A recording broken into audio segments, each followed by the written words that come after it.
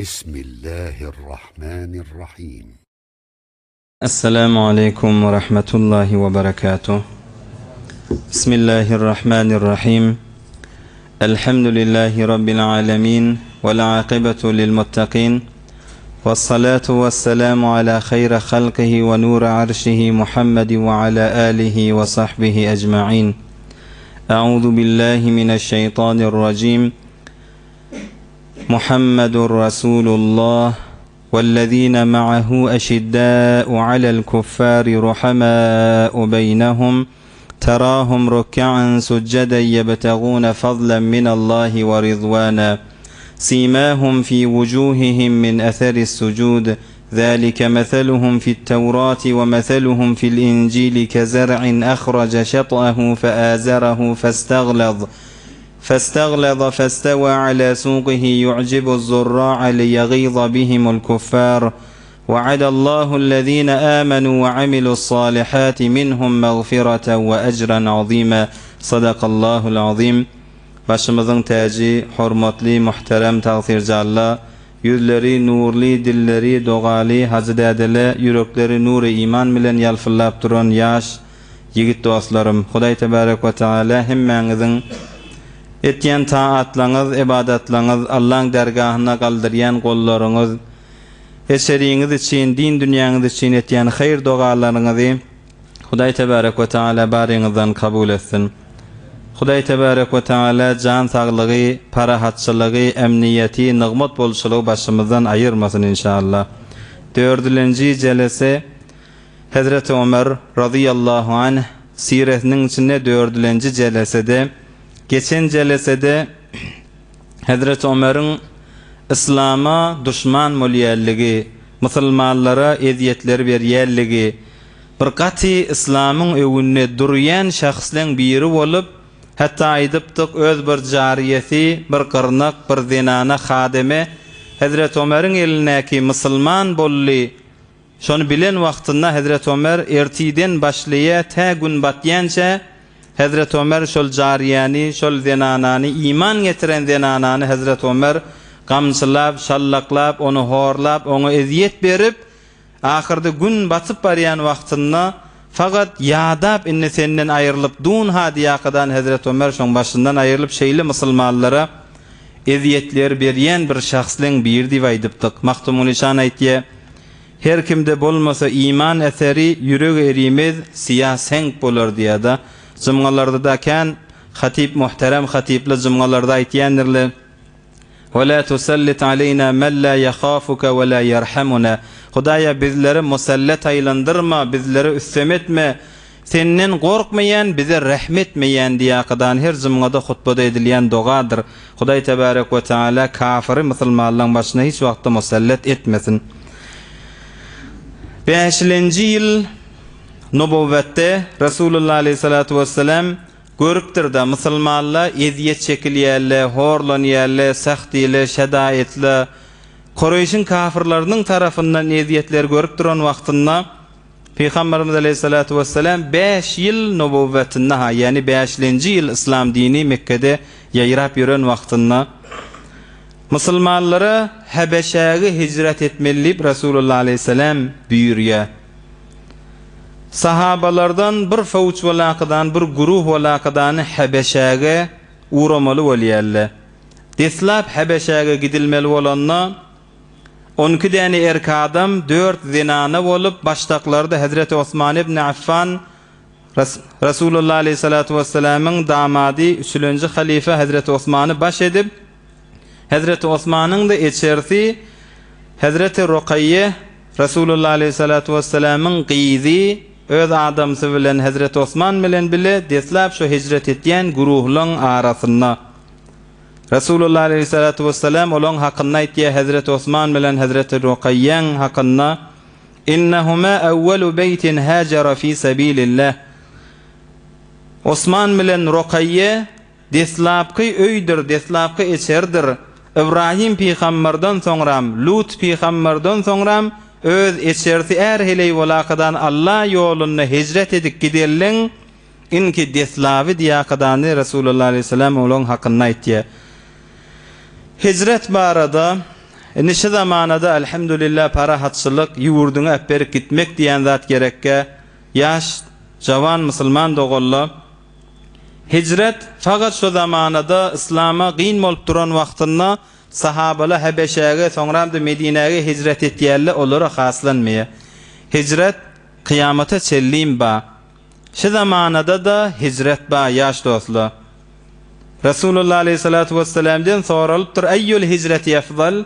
Ya Resulullah, hicretliň haýsy gowrak? Peygamberimiz aleyhissalatu vesselam aýdypdyr, qala en tehjura ma kariha rabbuk, rawahu Abu Dawud rahimahullah. Hicretin inki gowsy Hudaýyň yokuş görýän zatlaryny terk etmeklik ulu hicretliň bir dipdir Resulullah aleyhissalam. Yani bir günah bolýa, Allah'ın söýmeýän zady bolýa, Hudaýyň yokuş görýän zadyny terk etmek hicretliň inki olaqanyp Resulullah aleyhissalatu vesselam Abu Dawud şeýle rivayet etýär. Hudaýyň yokuş görýän zatlar nämeke? Bir gysgadyk üstünden ýöne fakat bir dersin aldaqadany inşallah mowzu bun bir basymrak gideýle Hazrat Ömer'iň musulman bolýan ýagdaýyny inşallah Allah tawfik berse şu jeleseň içinde ýygnajak bolayly. Resulullah aleyhissalam aýdypdyr, Hudaýyň yokuş görýän zatlaryny terk etmeklik hicretiň in ulsy.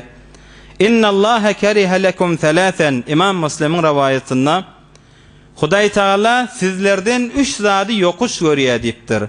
Şunu özümüz bir kädi hesaba salaýlyň, aýtýan şeýle, işleýän şeýle, kädi adam bir sebuk sengin etmeli, özüň bir agyr yeňil etmeli, hesaba salmaly. Hudaýa şu zatla menne bolsa aýyrmaň urunda bolmaly, ýok bolsa Hudaýa şükür edeýliň şoňa. Hudaý Taala 3 zady sizlerden yokuş görýär diýipdir Resulullah aleyhissalam. Deslapkysy qila we qal. Gurruňyň ýyzyna gezip ýörmäni, ol şeý diýipdir, şeýle aýdylypdyr, şeý diýe näme habar, näme zat, şu gurruňyň ýyzyna qilo qal ýani bihude zatlaryň ýyzyna gezmäni, ya ýöne yalandan diniňe, dünýäňe peýda bolmajak zatlar ýöne gurruňa salyp durmany, Hudaý Taala sizlerden yokuş görýär diýipdir Resulullah aleyhissalam. Yani sen hiç bir diniňe, dünýäňe haýır ýok zatlary ýaş dostly goýaýlyň. Men kesura lugatuhu kesura galatuhu diye de Arapla lugati kän bolýan adam, kefi kän bolýan adamyň şu lugatynyň kän bolşy ýaly galaty de kän bolar. Kän ýerde adam paçawlya, kän ýerde biderekleýe, kän ýerde göwüllere degýär. Başarsaň şu lugatyň azat qilo qal, Hudaý Taala yokuş görýär diýipdir. Hudaý saklasyn, bir tofar adamlar bolýanlar, ýa bir tofar zenanalardan işi ýöne şu gurruňyň ýyzyna, kefiň ýyzyna namaz okuymalı olanlar namazı ay yaramak oturup okuyaha. Namaz okuymalı olanlar bir kıyamda bir farzda. Emmeşi difa kalıp okuymalı olanlar ay yoga namazı men yaramaga. Emmeşi ovani bir mehellani bir kuşani bir kıyabani bir ovanla da bir keptençilim gezmeli olsa ona salim da. Ya bazır sökmeli olsa zinanadan da var erkekten de var abi. Bazır sökmeli bolsa ayakla salim. Emma şu namaza gelmeli olanna ayakla bolanaga oturup okuymaly bolýar. Ya bir merasim bolýar, bir oyun oynamaly bolsa ay bökmäni de bir salim bolýar da. Emma şu namazlyga minmeli olanna yo bolmaýar. Qilo qalyň ýyzyna gezmeklik ya Hudaý saklasyn, Allah ojra adamlary biziň başymyzdan sawsyn. Hazreti Sadi aleyhi rahmet ye yeki kerde bi aberuyi besi çeqam darad az aberuye kesi. Ol adamy ki işi öz bir avraylyk ýöne kepdik gezipýär, ýöne gurrun diýip gezipýär. Sen da ýanyňa gel, sen da sirriň bilasa, sen avraýyň döküljeginden näme gaýgysy boljagyň? Yeki kerde bi aberuyi besi çeqam darad az aberuye kesi. Ay kimiň awraýyň gaýgysy? Ola öz şojradadyň ýyzyna gezipýär. Hudaý Taala şu hesleti yokuş görýär. Qilo qal, näme diýildi, näme habar, o näme diýdike? Şeýdik gezme deslapkysy. İkilenjisi ýaş dostlar we iza'atel mal. Hudaý Taala yokuş görýär diýipdir Resulullah aleyhissalam. Şu malyny biderek ýere harjamany, biderek ýere malyny sarf etmäni. Günäliň ýyzyna ýa bir hedef diniň ýyzyna da nämeň ýyzyna sarf edilýärligi belli de. Şu malyň Hudaý Taala beren bolsa, şonu bir gaw ýere sarf etmek, gaw jedaqadan tutman Hudaý Taala gaw berýär. Emme günahları sarf ediliyor. Falan adam gel men kartım allıt, gel falan zat mı? Yo bir günahden siriyim bolsa, idaatel mal, malı biderik erik zayi etmeli bolsa Hudaý Taala yokuş görýär dipdir Resulullah aleyhisselam. Üçüncüsü ve kesretes sual. Hudaý Taalaň yokuş görýän zady kän soraw bihude soraw, ne diniňe ne dünýäňe. Diniňden sürün bilmeýän zadyň feselu ehle zikri in kuntum la ta'lamun. Bilmeýän zadyňyz bolsa bilýärlerden soraň diýär Hudaý Taala. Diniňden sürün gerek zat bolsa soramaly.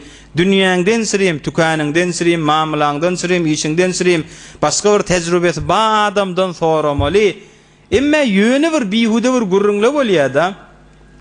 Sen diniňe de haýyr ýok, dünýäňe de haýyr ýok. Şo zatlardan çekinmeklik. Şula Hudaý Taala yokuş görýär diýip Resulullah aleyhissalatu vesselam aýtdy. Şu zatlardan çekinmek hicretin inki olaqan dipdir. Bu mowzuň içinden bes bir gitsek gurrunla uzağa çekjek, emma şu bir ahlaqy gysmatyndan raýat edeýin ýaş dostlar. Resulullah aleyhissalatu vesselam hicret bilen Habeşe gitmäni musulmanlara buyuran wagtynda musulmanlar hicret edakadan gitýär. Şol arada Peygamberimiz aleyhissalatu vesselam hemme bir geň zat doga etýärmişdik. Allahumma a'izzel islama bi ahabbi hadaynir rajulayn ileyk. Hudaýa islamy izzet ber. Hudaýa islami bir izzetin galdyr. Şu iki adamın haýsy birisi sana mahbubrak bolsa, haýsy birisi sana gawrak bolsa, şoň üstü bilen islama izzet ber diýip Resulullah aleyhisselam doga etipdir. Ey subhanallah, binaga saadet. Resulullah aleyhisselam iki adama doga edipdir. Hudaýa şolaň ikisinden haýsy birisi sen ýanynda gawrak bolsa, sana mahbubrak bolsa, islamy şolaň üstü bilen izzet ber diýär Resulullah aleyhisselam doga etdi. Ola adamlar kim? Ebu Cehl. Eger sana Ebu Cehl gaw bolsa Hudaýa Ebu Cehli islam netivet, islam şo bilen izzet tapsyn. İkilenisi bi Umar ibn al-Khattab. Bi Umar ibn al-Khattab. Umar ibn Khattabi musulmanlyk islam netivedip islama şoň üstü bilen izzet berdi. İmam Tirmiziň riwayetinde Resulullah aleyhisselam doga etýärmişdik. Deslapky jarakka şöyle iman nuri Hazreti Ömer radıyallahu anh'ın yüreğini bir tutupdur da, bir yüreğini bir yumşadıptır. Ama bundan sonra yine bir Hazreti Ömer'in waqi'a gurrunları ba. Ol deslapky boran wagty Hazreti Ömer'in bir yüreği musulmanlar barada şo dogan eser Hazreti Ömer'i bir eser edip siňipdir. Habeşek zinanyla da barýany gören wagtynda Hazreti Ömer'in bir görüp gözläp durup yüreği bir yumşapdyr. Bulara özü bir ýas tutupdyr, gamgin bolupdyr, narahat bolupdyr. Ey öz Qurayşyň öz dogollary, öz Mekkan ähilleri bir garyby gurbet ýere, bir ýerik sygynyp barýarlar. Adam bir gaýrat etýär, bir gaýraty Hazreti Ömer şo taýda bir gynantyr şolaň bolup barýarlygyna. Om häzir Hazreti Ömerden eşitilmedik kep Hazreti Ömerden eşitilipdir. Abdullah diýen bir zinana Habeşe'ye hicret et baryan zinanlyň biri olaýtdy. Biz Habeşe'ye hicret edip teýýarlyk görüp duran wagtymyzda aqbala Umar hatta waqafa alayya. Ömer geldi maňa garşyn yüzlenni men öwümde ruberumda durdy. Biz de şu Ömer'in elinden kän eziyetleri görýän, ozal Hazreti Ömer şeýle eziyetleri berýän şahsatdy bize. Kän eziyetleri, belalary, gatylykları, birrahimçilikleri biz Ömer'den görüpdik. Faqala li, ol Ömer men öwümde durakadan aýtdy, innehu al-intilaq ya umma Abdullah. Senne barışmy, senne barýan ey umma Abdullah diýakadan Hazreti Ömer maňa şey dedi. Qultu na'am, men aýtdym hawada näzire durmaly Mekke'de. Biz Allah'ın yergiň, biz Allah'ın yerine giň yerleri, eziyet bolmaýan yerleri. Siz bizi gazytdyňyz, siz bizi eziyetleňiz dinmedi. Siz bize Hudaýa ibadet etýärsiýakadan eziyetleňiz durmady. Sizden gaçyp barýar, sizden bizarlap barýarsiýakadany men şeýle aýtdym diye. Şonu Ömer aýtdy, sahibakumullah. Narahat bolup gynanakadany Allah ýaryňyz bolsun diýip Hazreti Ömer bir ýumşaklyk bilen aýtdy. Allah ýaryňyz bolsun diýdi. Wa ra'aytu minhu riqqatan lam araha qattu. Şonna Ömer'den bir yumşaklık gördüm, häzir görmäpdik şondan. Musulman bolan jariyetini ertiden agşama horlap ýören adam, musulmanlara Ebu Cehl bilen bilelikde eziyet berip ýören adam. Şu yüreğinde Allah yarınız bolsun niyakadan bir yumşaklyk gördüm. Onunça adamim aňyrdan geldi, şoňa aýtdym. Ömer'in eden işi yüreği yumşapdyr menem. Şu Ömer maňa şey dedi, Allah yarınız bolsun diýip aýtdy dedi. Adamim aýtdy maňa, "Hey sen näme şu Ömer musulman bolarmy kädip tamam mamay" dedi. Men aýtdym, "Hawa, şun görünüşi musulman boljakşy" diýip aýtdym. Adamim aýtdy, "Innehu la yuslimu hatta yuslima himarul Hattab." Hay o tamam uzağa dipdir. Hattabın aýoglugy imana girer, bu adam imana girip görmer dipdir. Hattabın aýoglugy imana girer, emma bu Ömerden tamam uzağa. Min eziyetleri, min bolup ýörşi, bir musulmanla barada gaty durşy, mundan tamam bolmasyn diýip adamym şeýle aýtdy. Mundan wagt geçýär. Hazrat Ömer inki olaqon günäleň birini yüreğini alıptır Hazret Ömer. O da näme? Şu gurrungle görüpdir gözünün anına dogollary bölünip durlu. Ýarty Hebeşe gidipdi, ýarty Bytada galypdy. Bytada galalla dogon molakadan sen musulman sen kafir biri bilen oňuşmanlylar. Hazret Ömer bir hile giripdir. O da näme? Rasulullah aleyhissalatu vesselam öldüreyin şu gurrungle tamam bolsun dipdir. La havle ve la kuvvete illa billah. Rasulullah aleyhisselam öldüreyin şu gurrungle Mekke'de tamam bolsun. Dogondan aýyrışdy. Bir-birimizden şeýle aramyzda adawat, düşmanlyk ýeripdi. Şu Rasulullah aleyhisselam öldüreyin diýip şu nakşa hile girýär. İbn Mes'ud radıyallahu anh aýtýar: قال رسول الله صلى الله عليه وسلم أشد الناس عذابا يوم القيامة رجل قتل نبيا أو قتله نبي رواه الإمام أحمد رحمه الله. Kıyamet bir qatı ýagdaýly boljak da, kıyametde kän adamla her kim öz eden jormuny, jezasyny bir suratda azabyny görjek. Mahtumul İşan kıyamet aýtýar: Israfil sur çalar, çygyryp her ýan yok bolan cesetler, ayrılışan can, kesilen damarlar, quru ostokan, asgırşıp direler yaranlar. Bir yandan sorog var, bir yandan jogap, bir yandan mizan var, bir yandan hesap, bir yandan ateş var, bir yandan azap. Eden işin bir soralar yarallar diye Mahtumun İşan. Kıyamatta Allah hemmemizin hesabımızı yeňil etsin. Emma kıyamatta bir adamla gaty azap, gaty hesaplary boljak diýipdir Rasulullah aleyhisselam. Ol kim adam? Bir adam bir peýgamberi Hudaý taklaryň eli bilen öldüren adam bolsa, şol adamyň azaby hemme kişiden gaty boljak. İkilenjisi bir peýgamber şol adam öldüren bolsa, şol adamyň da azaby kıyamatta gaty boljak diýipdir Rasulullah aleyhisselam. Ay kıyamatyň gatylygy, kıyamatyň azaby bir zamanadaki bir peýgamber ýok, onu Hudaý saklasyn, bu günäleri de murtekip bolar ýaly. Hazreti Ebu Zer radıyallahu anh rivayet etýär, Rasulullah aleyhisselam arada aýtdy: "Thalathatun la yukellimuhumullahu ve la yanzuru ileyhim yawmal qiyamah." Üç adamla wadyr diýipdir. Hökmen kıyamatda Hudaý Taala gaty azabyny peýgamber öldüren adamlara berjekkä. Bir adamla boljak, üç guruh adamla Hudaý Taala şolary kıyamatda kepleşjek adam rahmet nazary bilen bakjak adam şolary Hudaý gahary bilen şolary bakjak. Hudaý Taala şolary gahary bilen bakjak. Ve lehum azabun alim, gat ınjytýan azaplar da olaň başlarynda badipdir. Kultu menhum ya Resulallah kad khabu ve khasiru. Hazreti Ebu Zer aýtdy, men öwrelep soradym. Ya Resulallah, bir betbaht bolan adamlar kıyamatda Allah olary rahmet nazar bilen bakjak ya adamlar, kıyamaty berbat bolan adamlar kim ya Resulallah diýip soradym. Fa'adaha thalathan. Rasulullah aleyhisselam öwrelep 3 defa tekrar etdi. Thalathatun la yukellimuhumullahu ve la yanzuru ileyhim yawmal qiyamah. 3 defa Rasulullah aleyhisselam öwreledi. 3 guruh adam bolar kıyamatda Hudaý Taala şol bilen kepleşjekkä, rahmet nazary bilen bakjekkä. Men ýene soradım, menhum khabu ve khasiru ya Resulallah. Bir betbaht bolan adamla kim ya Resulullah diye 3 defa soradım. Resulullah aleyhisselam aytdi. El musbil. Deslapqısı cahiliyette bir adet barmışdyk. Tekebbür yüzünden eginmaşlaryň yere süýrek edýärler. Gururlanyp tekebburun üstü bilen eginmaşyň yere süýreýärler dipdir. Kıyamatda Hudaý Taala şol bilen kepleşekke. İkilenjisi vel mennan. Bir ýagşylyk etse iýişi minnet goýmak. Birine bir ýagşylyk edipdir. Häzir güneçelim şonu agzak edýärdi. Şu eden işine minnet koyup edýän adam Hudaý Taala kıyamatda gözlejek edipdir.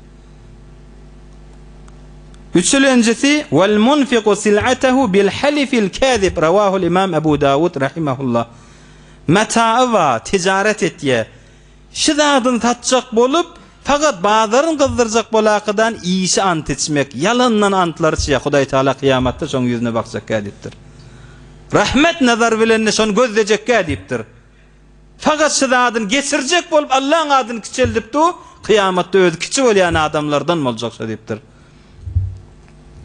Kıyamatın şu ýagdaýlary var. Hazreti Ömer'de şu olokon günek minniş Resulullah aleyhisselam öldüreýi şu gurrunla tamam olsun niyakadani şu hilani Hazreti Ömer yüregine alýar. Şu wagtda Qurayşli üýüşipdirler. Qurayşyň ullary Resulullah aleyhisselami näme diýli? Bir dogollarymyzy bölli Habeşat bar ýerler var. Bu taada bir-biri atasy bilen dogon bir-birine ogul ata bir-birine ýagy bolup ýöşün näme diýilip gurrun edipdirler. Ahirda edipdirler işini inki gawsi Muhammedi aleyhi afdalus salatu vesselam öldürmeli şu gurrunla tamam olup ola da şu netije ýetýär. Mahtumul Eşan aýtýarda melek kıymatyň bilmän gabiler melek kıymatyň bilmän gabiler bir tofar ahmak adamla bir tofar nadan adamla sen pirişte ýaly kıymatyň bilmän ya Resulallah. Melek kıymatyň bilmän gabiler az bahaga satty neçe sabiler arzu eýläp geçmiş öňkü nebiler celil rahmeti sen sanada belli diye Mahtumul Eşan.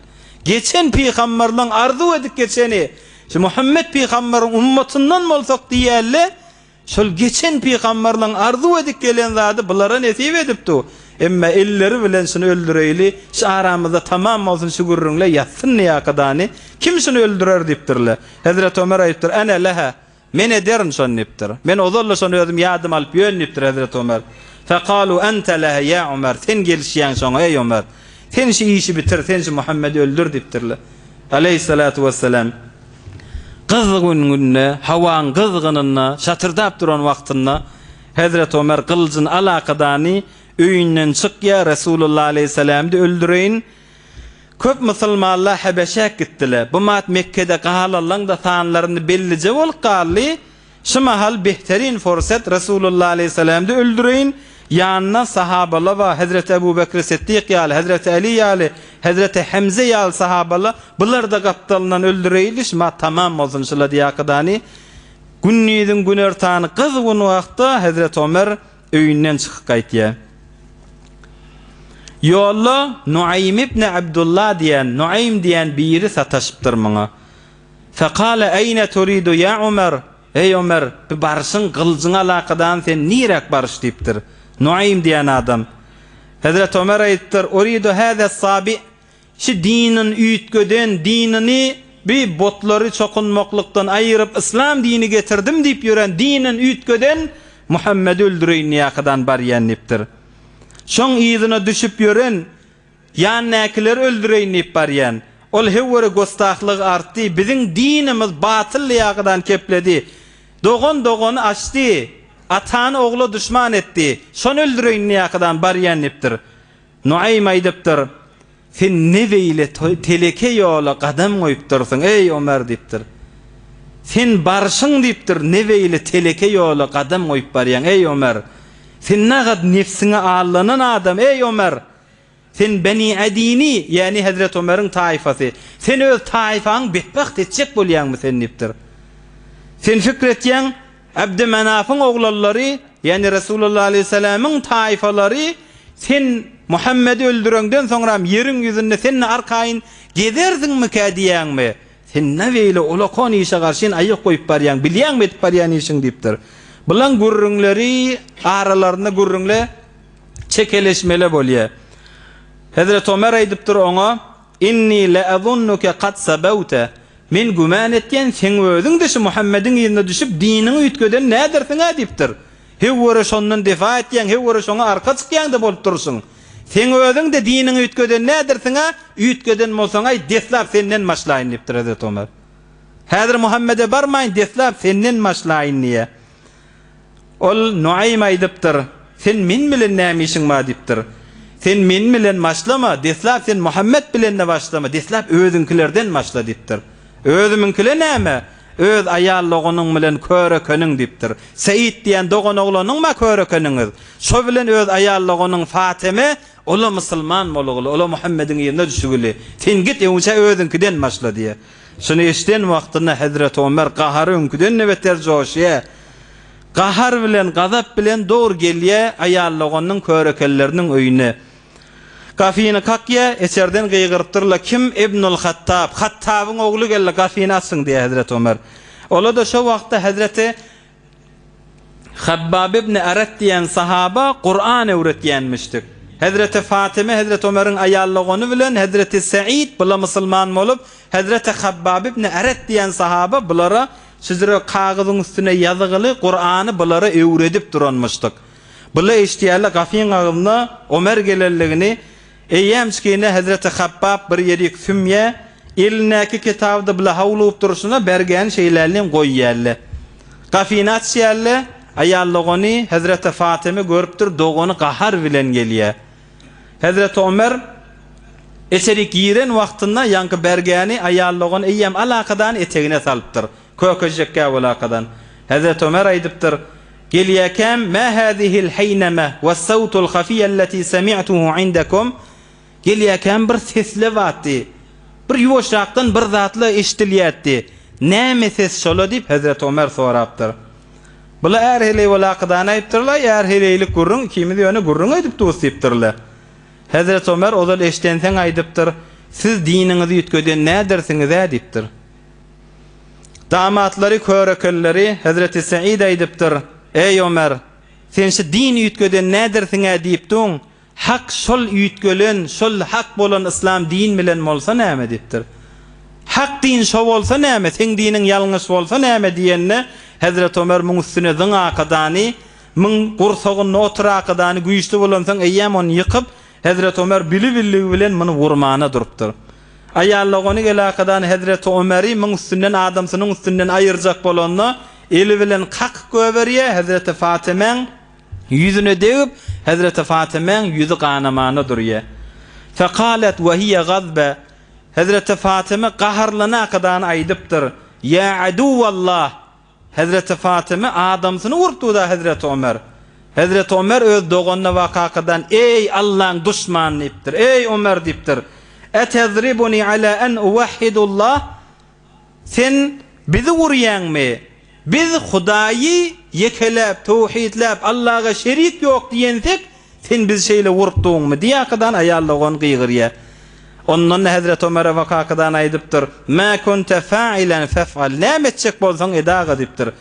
"Eşhedü en la ilaha illallah ve enne Muhammeden Rasulullah.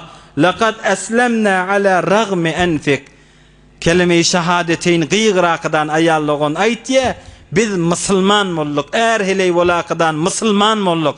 Biz şu Muhammedin aleyhissalatu vesselam'ın izine düşýär. Biz şoň dinine girýär. Ökünjek bolsaň ökünaga, hasret ýyjek bolsaň hasretiyaga, burnuň ýere ökünüp süýkejek bolsaň süýkaga, biz musulman bolduk. Eliňden näme gelse edaga diýär.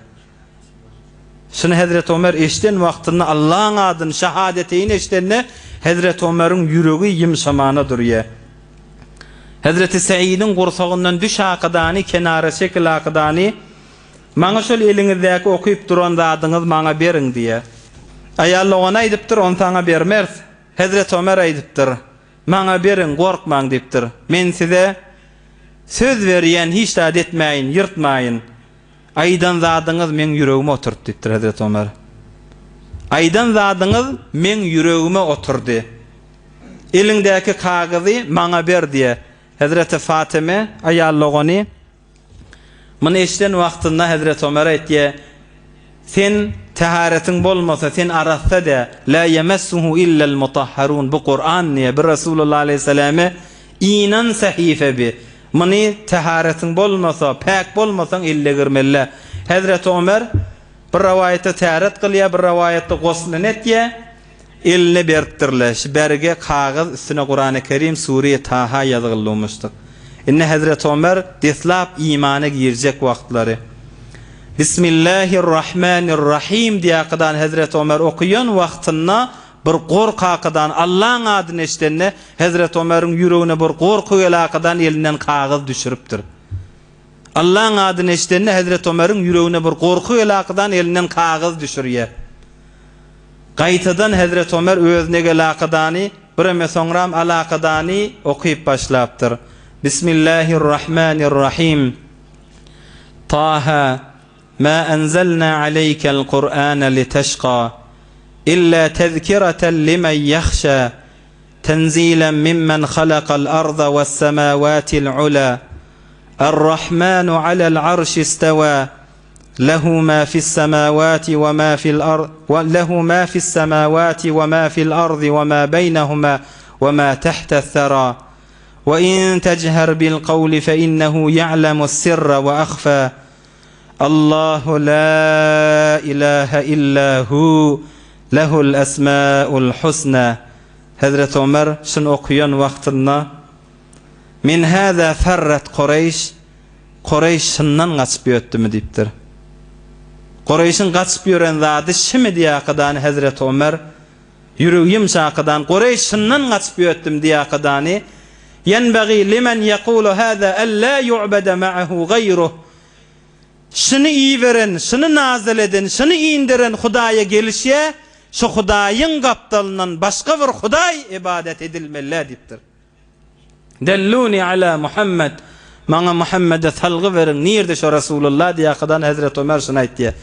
Hazreti Habbab ol Kur'an'ı öğretip duran sahaba Hazreti Ömer gelenini bukunuptu da çıkıptır daşarı. Ebeşer ya Ömer, ey Ömer sana boşluk deyiptir Hazreti Habbab. Ey Ömer sana boşluk. Men iştiyettim Resulullah aleyhisselam dua ettiyetti. Allahümme a'izzel İslam'ı bi ahabbi hâzeynir raculeyni ileyk. Hudaya İslam'ı izzetlendir. Sana şu iki tane binden haysi bir sana mahbub olsa şolun biri bilen İslam'a izzet bir diyetti. Sen şonu sebgatallın, sen eve düştün. Ey Ömer sana boşluk diyakadani Hazreti Habbab çıkya. Hazreti Ömer bana salgı verin Resulullah aleyhisselam nerede? Ola ihtiyarlı Resulullah aleyhisselam Darul Erkam'da Safa Dağı'nın eteğine Safa Dağı'nın kaptalına Darul Erkam'da Resulullah aleyhisselam sahabaları bilen şotada. Hazreti Ömer şondan çıkakadani Resulullah aleyhisselam'a karşın geliyor. Gelip Resulullah aleyhisselam bilen Hazreti Ebu Bekir Siddiq, Hazreti Hamza daba yine bir neçe sahabalı gelişine kafiyin kakya. Ola eşitiptirli sahabala bir gözde yerli görseli Hazreti Ömer daşarda du hiç bir yerse cüret etmenler kafini açmana. Korkupturli eşerdekili. Son odal bilyerli ve Hazreti Ömer'in katılığı Müslümanları berip yören eziyeti bir şer başlarına gelli u diyakıdan sahabala kafini aç bilmenirli. Anırdan Allah'ın arslanı Hazreti Hamza gelakıdani Mâlekum neyem olya size deyiptir. Daşarda kim ma? Neyem oldu? Ola ediptirli. Ömer ibn Hattab gelipdi kafin ağzına. Hazreti Hamza Ömer ibn Hattab eurlaqıdan bunları soraya. İftahu lah kafini açın deyiptir Hazreti Hamza. Kafini açın deyiptir. Eğer hayırlak gelen olsa salim alır hayırını alıp gider deyiptir.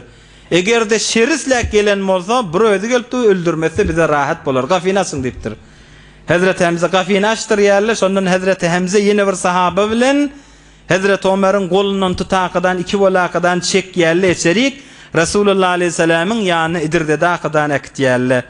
Resulullah aleyhisselam görüptür Hazreti Ömer gelipdi yanı Hazreti Hamza yine bir sahabamın kolundan taqlaqıdan dullu ersiluhu göverin diptir. Ayırın elinizi ayırın beytirip durman göverin dip Resulullah aleyhisselam olala aytya. Ve nehada ileyhi Resulullah sallallahu aleyhi ve sellem. Resulullah aleyhisselam özü mübarek ayağa qalaqıdan Hazreti Ömer'e karşıyın qatıraqdan yürüyüp barıptır. Hazreti Ömer'in çermegi, yani uçkurunun bağlanyan yerinden Resulullah aleyhisselam barışına Hazreti Ömer'in çermeginden tutakadani, özüne karşın çıkakadani, Medine'den bolmadı mı ey Ömer diptir. Müslümanlara Hasan-ı Selim sen şeyle eziyet vermeli. Hükmen sen Allah'ın azabını görmeli mi sen?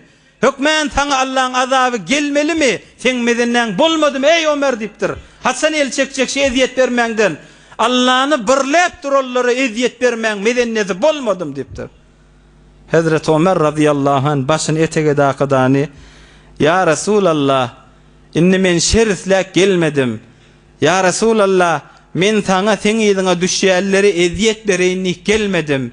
Ya Resulallah, inni ol Ömer eziyet berýän Ömer sana garşyn gelenak. Ya Resulallah, sen gafiňa gelip duran Ömer, ji'tuke u'mina billahi ve bi rasulihi ve bima ji'te bihi min indillah. Men gellim Allah'a iman getireyinip, men gellim sana iman getireyinip, men gellim sana inen Kur'an'a iman getireyinlik gellim ya Resulullah diptir. Şunu eşten wagtynda Resulullah aleyhisselam näme etsägawy? Resulullah aleyhisselam şunu Hazreti Ömer'den eşten wagtynda gıýgırakadan Allahu ekber diptir Resulullah aleyhisselam. Begenip Resulullah aleyhisselam hoş bolup Allahu ekber dip Resulullah aleyhisselam tekbir aýdyp Allahu ekber dip gıýgyrypdyr. Şo wagtda Hazreti Cibril asmandan gelipdir. Hazreti Cibril Resulullah aleyhisselam aýdypdyr: "Ya Muhammed, laqad istabşara ahlus semai bi islami Ömer." Ya Resulullah, arş-ı a'lada perişteli bir-birine buğuşlap durdu Ömer'in musulman bolanlygyny dipdir. Bu taada sen begenen bolsaň ya Resulullah, arş-ı a'lada perişteli begen durşun musulman bolanlygyna dipdir. Perişteli bir-birine buğuşlap durdu Ömer musulman bolly. İslamyň izzet tapdy, İslamyň izzete minni diýakdany 7 gat asmanyna arş-ı a'lada perişteli bir-birine buğuşlap durdu. Ya Resulullah diýakdan Hazreti Cibril gelýär. Ömer inek musulman şot. Ömer inek musulman şot. Ömer ferdi ze ehli iman şot. Ömer az şirk و بدخواهی رها گردید.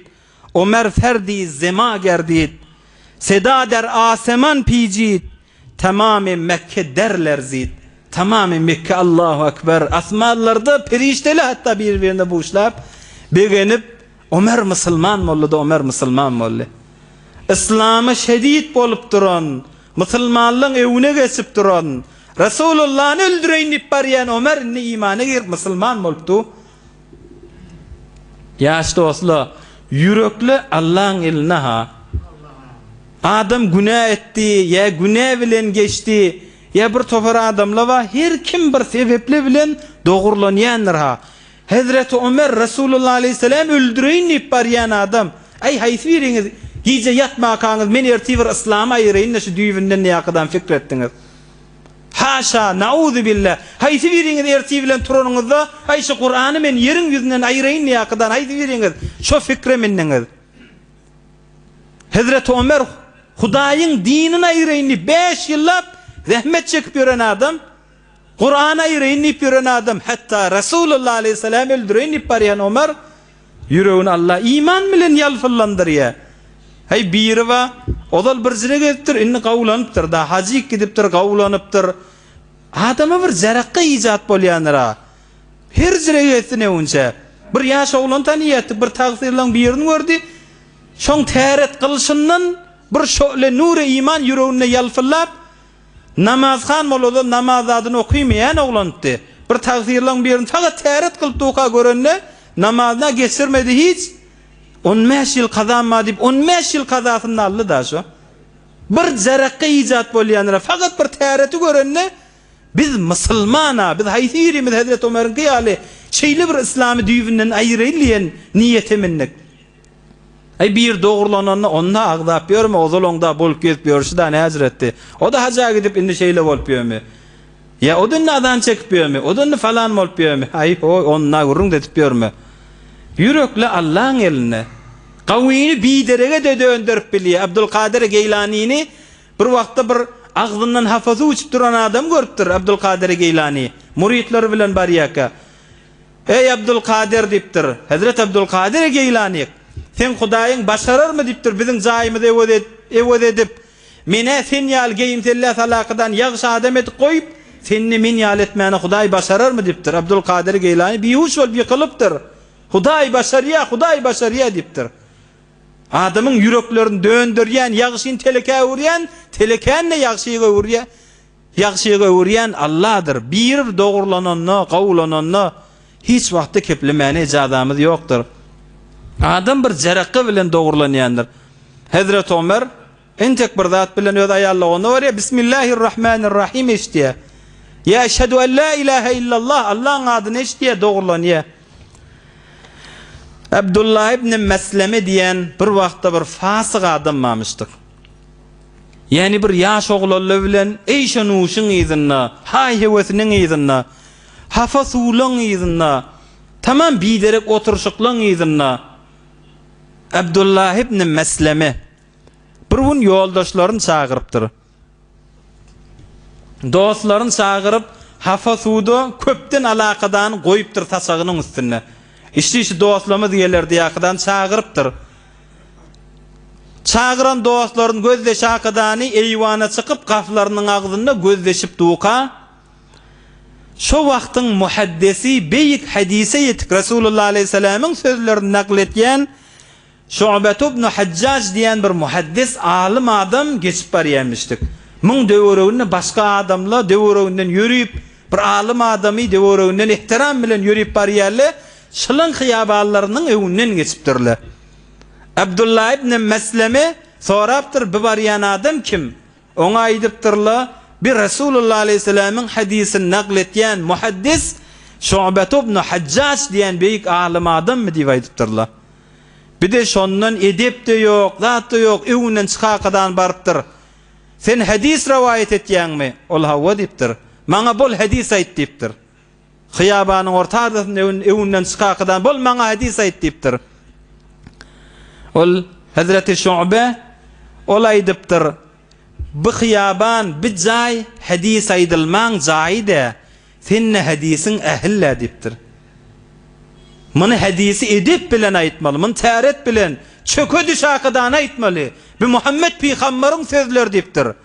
Hiyaban hadisiň jaýy-da, senin hadisiň ähille diýipdir. Gel akadan öwümde hadis aýtdyň diýipdir. Ýanyndan pyçagyny çykar akadan eýen boýnuna goýupdyr. Aýtýanmy ýa boýnuň keseýinmi diýipdir.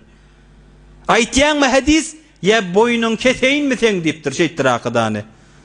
Hazreti Şu'ba ol hadis rawayet etýän alim adam aýdypdyr. An Abi Mes'udin radiyallahu anh qala Rasulullah sallallahu aleyhi ve sellem diýip hadis rawayet edip muňa okypdyr. Rasulullah aleyhissalatu vesselam aýtýar diýipdir hadis eşitjek bolsaň. Rasulullah aleyhissalatu vesselam aýtýar: "Iza lam tastahi fasna' ma şi't."